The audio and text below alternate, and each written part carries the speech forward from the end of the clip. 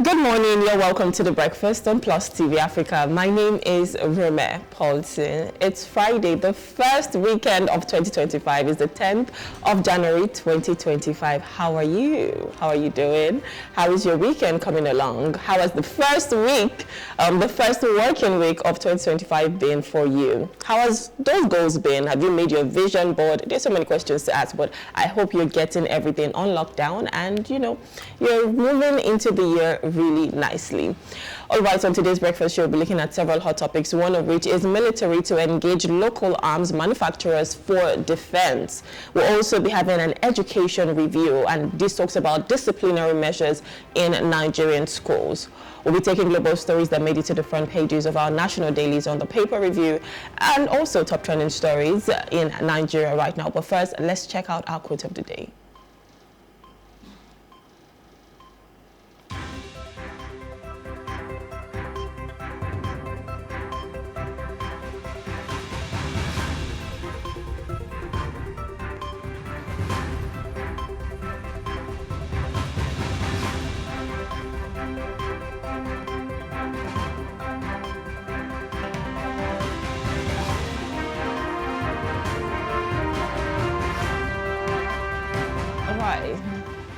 The purpose of life is to live it, to taste experience to the utmost, to reach out eagerly and without fear for newer and richer experience. And that is according to Eleanor Roosevelt. In fact, she was the former First Lady of the United States of America. She was the longest serving First Lady. She was a diplomat, an American political figure, and her husband was Franklin D. Roosevelt, who served 4 terms as president in the United States. And this morning she says, her words is on Marvel, and it says, the purpose of life is to live it, to taste experience to the utmost, to reach out eagerly and without fear for newer and richer experience. It's a brand new year.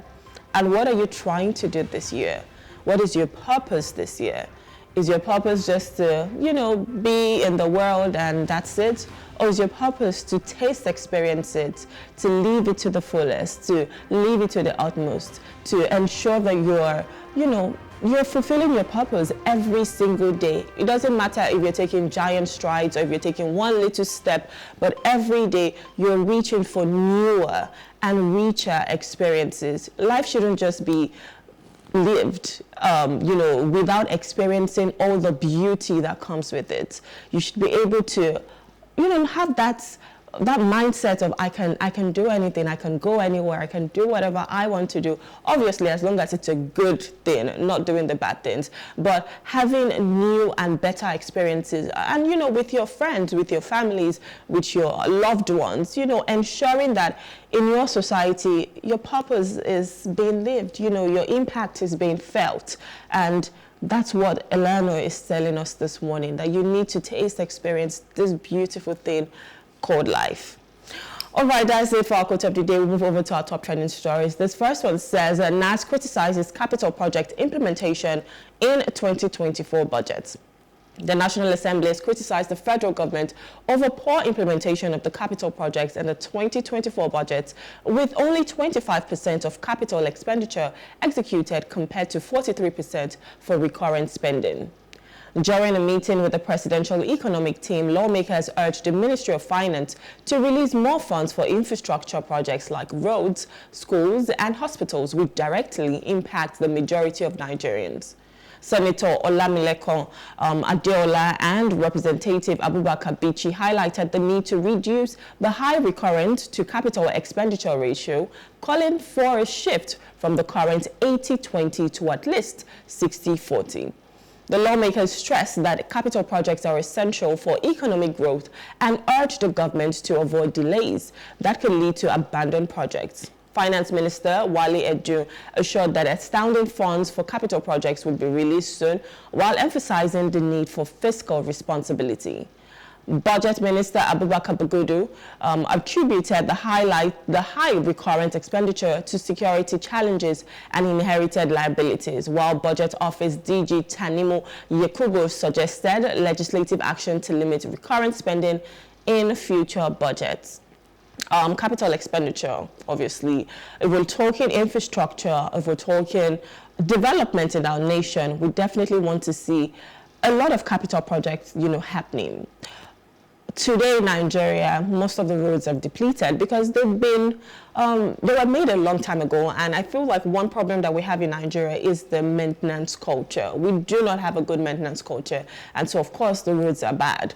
And then when you think about, the healthcare sector, there are really not enough primary healthcare centers. And the ones that we have, they're not, functional, or they're not operating in the best capacity that they could. You're going to a primary healthcare center and they're telling you, oh, sorry, we do not have enough staff on ground because, of course, a lot of people have moved abroad. The Nigeria factor happens to them and they just find this place is not conducive enough. Aside the, human capital of, the hospitals, there is still the point of maybe some of the machines are not working, some of the equipments that they have are just not working. And so you hear all of that. If something was to happen to someone right now, maybe you're involved in an accident, there is a high possibility that you may not survive, especially if it's a very serious accident, because before you even get the ambulance to get to the hospital, it's a whole thing. And so we need a lot of work to be done in that sector. Okay, let's move on to education. I know that, the government or the president rolled out student loans, but a lot of people are still complaining that they've not been able to access those loans. And then even with schools, we do not have a situation whereby you go into university and you're sure that in 4 years' time, you're going to graduate. Most times, because ASU might just go on strike, of course, because they're not being paid. And then you find out that you have to spill over for a couple of years. I don't know how long that could be. It just depends on, what ASU is doing at that point. So there's still a lot of things that needs to be done in Nigeria. But then let's even talk about the things that affect, the day-to-day activity of the common man. Food, that's a big deal. We're talking about petroleum subsidy being gone. So obviously petrol is quite expensive. But my point is, if we need to ensure that Nigeria is better, we need to be able to have those projects at hand. And I think that's what the National Assembly is trying to do, of which I love that. I love the fact that they can sit down and have such conversations and say, you know what? We're not doing as good as we should. We said 43%, now we're seeing just, a minute amount that is being executed, and we need to do more, because at the end of the day, these are the things that affect the common Nigeria, especially the common Nigerian, especially the majority. So I think, of course, as they've asked the finance minister to roll out more funds, that should be done. And because most times, you cannot even blame most of these contractors, because of course they're going to give the project award the contract to maybe a company, and a lot of times they tell you that the government is always owing. So if the government is owing and these companies do not have enough money to fund the project by themselves, then of course it's going to get abandoned. So if we're trying as much as possible not to have so many abandoned projects, I think there was a report sometime last year that talked about the abandoned projects that we've had in the past few years. And that's a lot. We start something and we stop in the middle. How are we going to progress as a nation? How are we going to have a developed nation if we keep abandoning projects that we start? So I think that's something that definitely needs to be looked into to ensure that people are being paid on time, swiftly, the projects are being done as swift as possible, and of course our nation can just be developed. All right, another top trending story says FCT police intercept suspected human traffickers with 59 children. The Federal Capital Territory Police Command intercepted a human trafficking operation on January 6, 2025, rescuing 59 children aged between 4 and 12. The children, believed to be trafficked from Kano, were found in a white Peugeot 15-seater bus traveling towards Nasarawa State. The bus was intercepted by a team led, with the Deputy Superintendent of Police, Saki Umar. Ali Ibrahim, the driver, and his assistant Alassane Ibrahim, both from Kano, were arrested during the operation. Preliminary investigations revealed the children were being transported under the guise of receiving training, with an individual named Idris Usman allegedly organizing the operation. The police commissioner, Tunji Disu, confirmed the arrest and stated that the children had been taken from different families in Kano and were being transported to Nasarawa for unclear purposes. Investigations are still ongoing. This is quite sad because some of these families are definitely looking for their children. They cannot find them. And of course, this circles everything back to insecurity.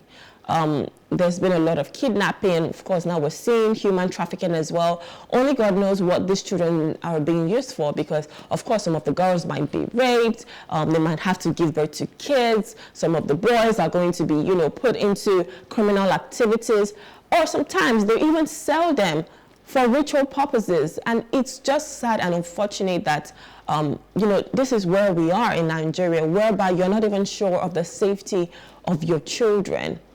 And, there are other people who say, some of these parents willingly give their children away. Some of these parents even sell their children away. And if that's something that anyone does, I think that is inhumane. I think that is preposterous. I think that is just absurd. Like, how do you take your child and you know that you gave birth to this child, you know that this is your flesh and blood, and you give that child away for reasons best known to you, and you're not even sure of what will be done to that child. But still, let's talk about insecurity in Nigeria. I love the fact that, they intercepted this vehicle and they were able to rescue these children. But for everyone that comes out in the news, every news that come out like this, you're not even sure of how many has gone down prior to this time, or how many are happening at this point when we're speaking. So I know that the Nigerian, military, the Nigerian police, the Nigerian security operatives are doing their best, but we need you to do a lot more, because there's so many people who are enslaved into things like this. There's so many people who are being taken forcefully from their homes. There's so many people that are being kidnapped. There's so many people who are maybe sometimes given away by their own families. But it is important that we try as much as possible to ensure the security of everyone in Nigeria. And in this case, we're talking children. Imagine a child as little as 4-year-old. Like a little child, 4 to 12. They're not even teenagers yet. And they're already being trafficked. It's sad, it's quite unfortunate, but we just definitely want, our security operatives to do more. Kudos to this. We appreciate the fact that, you're doing your job, but we just expect a little bit more. All right, another top trending story says Nigeria reaffirms commitment to China agreement elevates ties. Nigeria has reiterated its commitment to implementing the agreement reached during President Bola Tinubu's September 2024 state visit to China.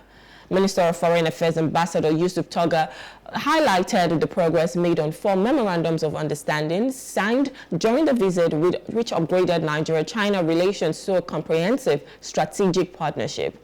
Toga emphasized the agreement's potential to enhance trade, investment, and infrastructure while fostering people-to-people exchanges. Hosting Chinese Foreign Minister Wang Yi in Abuja, Toga confirmed, or rather reaffirmed, Nigeria's support for the One China principle and the need for continuous dialogue to achieve mutual goals of peace and prosperity. Toga praised China's achievements in economic development and technological innovation, noting that Nigeria is undergoing similar transformative progress. The collaboration aims to unlock opportunities in various fields, including capacity building and cultural exchange. Chinese Foreign Minister Wang Yi commended Nigeria's influential role in Africa and the Global South, highlighting its importance in advancing peace and development. He reaffirmed China's commitment to strengthening bilateral ties and delivering on agreements made during the Forum on China-Africa Cooperation Summit. Wang emphasized China's long-standing priority on Africa, expressing optimism about achieving mutual benefits for both nations. Well, kudos, good. I know that September 1 to 6, the president was definitely in China, and I think that was his first visit to China since assuming office. And it's good to know that, they're coming together, finding ways to, work hand in hand and develop both nations. Of course, China is a very well-developed nation. They have so much to offer, and I think this is where Nigeria gets the benefit from that. So hopefully, like they said, cultural exchanges, transformation, making sure that the nation is developed. So whatever needs to be done needs to be done. I love the fact that, you know, the president is trying his best to get more people, but still will always say, put your house in order. If your house is not in order, how do you expect visitors to come in? Because, of course, one of the things that the president is looking for is foreign investment. And with, you know, this bilateral ties with China, we expect more foreign investors to come in from there. But still, we need our house to be in order. I love the fact that definitely, you know, the contracts or the ties that have been established is being elevated. You know, they're trying their best to ensure that everything is going on smoothly. So kudos, well done.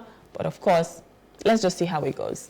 Our final top trending story says NBS to launch rebased GDP data by January's end. The National Bureau of Statistics, NBS, is set to release its newly rebased gross domestic product data at the end of January. This announcement was made during a sensitization workshop in Lagos, organized by the Nigerian Economic Summit Group and the NBS. The rebasing, which updates the GDP base year to 2019, aims to better capture structural changes in the Nigerian economy and reflect current economic realities. Moses Waniko, the technical assistant to the Statistician General, explained that the process is nearing completion, with the final data undergoing validation before its official launch. He highlighted that the rebasing exercise will have significant implications for the economy, including adjustments in the GDP size, sectoral contributions, and economic trajectory. Additionally, post-rebasing activities will follow to analyze and disseminate insights from the updated figures. Waniko noted that the rebasing could lead to an increase in GDP size, improved tax to GDP and debt to GDP ratios, and a higher per capita income. These changes are expected to provide a better framework for the national economic and development planning. Nigeria's GDP was last rebased in 2010, and this update marks a critical step in aligning the country's economic metrics with present-day realities. Present-day realities, that is definitely something that everyone is talking about. The economy is not, I would say it's not very friendly. I think that's the safe word to use right now. The economy is not very friendly. A lot of things are going on in Nigeria at the moment. But of course, you know, the government has told us, you know, we're making sacrifices, but we'll start to see the dividend soon. We don't know how soon, because everybody is still waiting for the light at the end of the tunnel. But we've been promised that very soon things will get better. Now, if we're talking about, you know, the present day realities, it's still important that we go back and see how we've fared over the years. And I think that's what the NBS is trying to do. So from 2019 to 2024, I presume, or even 2025, this is what has happened. Let's see our GDP ratio. Let's see how we've done so far as a nation. Have we progressed the way we think we have? Or sometimes, you know, in your head, you might feel like things have been so bad, they've been worse off.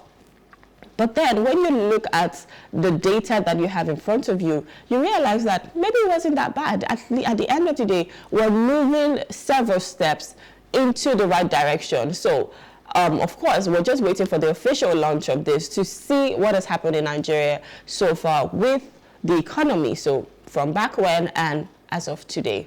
But I'm sure that at the end of the day, what everybody wants is a better economy for Nigeria. We want a situation whereby other people even want to move here. The same way we're all trying to move abroad, we're all trying to jackpot in our local parlance. We want a situation where everybody's coming here, because I remember that sometimes in the 80s and the 90s even, I hear that people were coming here to study.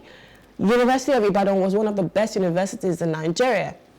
There were so many people that would rather come here to work. We used to have so many expatriates. We used to have so many companies that have left right now. We want all of that back into Nigeria. And we want, the way everyone has moved to the abroad, we want them to move back and start to put their hands on the plow. So hopefully things get better and Nigeria will just become that giant of Africa that we always call ourselves. And we look like the giant. So it's not just something that we say, but we are actually the giant of Africa.